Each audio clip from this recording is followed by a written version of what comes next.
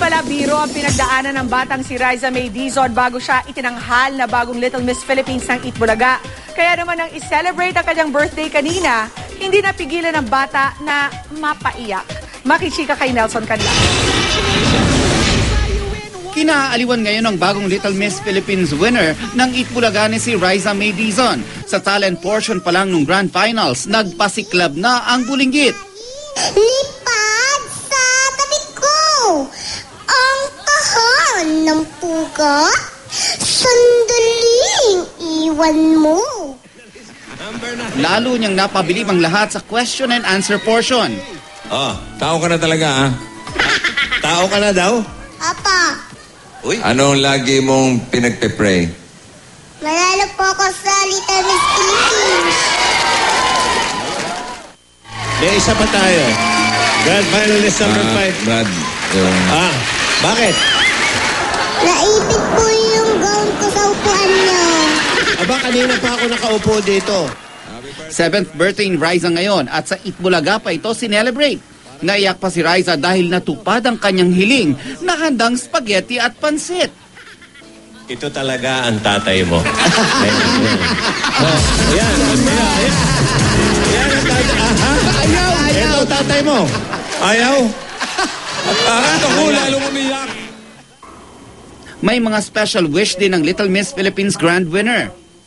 Pangarap ko po kasi na maging artista eh.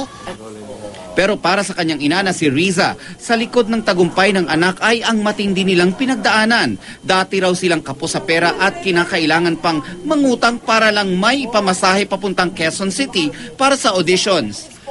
Malaki ang pasasalamat ni Riza dahil marami raw ang tumutulong sa kanila. Sa katunayan, ang gown na suot sa Itbulaga kanina ni Riza ay iniregalo lang ng isang fan. Meron pong yung may-ari po ng pwesto, tinawag po yung anak ko. Tapos sobra pong, in-interview po niya yung anak ko, sinabi po nung anak ko, napanood niyo po ba ako sa Little Miss Philippines? Sabi pong ganon. Tapos, sumali ka ba doon? Opo. Oh, talaga? So, kailangan mo ng gown yan, sabi pong ganon sa kanya. Opo. Sige, ako na lang yung bahala sa gown mo. Pangarap daw ni Riza ang pumasok sa showbiz kaya siya sumali sa Little Miss Philippines. Okay, ready? Action! Kontrabida! Umalis ka nga dito sa bakuran ko. Hindi ka naman nakatira dito. Bakit ka nandito? Paano kung nakakaiyak?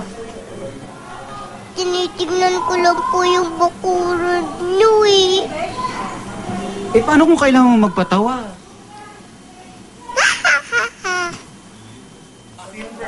Mamaya-maya, ako naman ang kanyang in-interview. Kaya po yung nagbabalita sa 24 oras. Opo.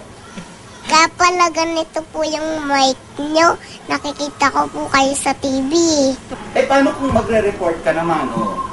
Ako po si Riza para Ako po si Riza para sa 24 oras. Balitang balita. Meron pang isang babae na kidnap. Baby, baby, baby, oh! Nelson Canlas updated sa Showbiz Happenings.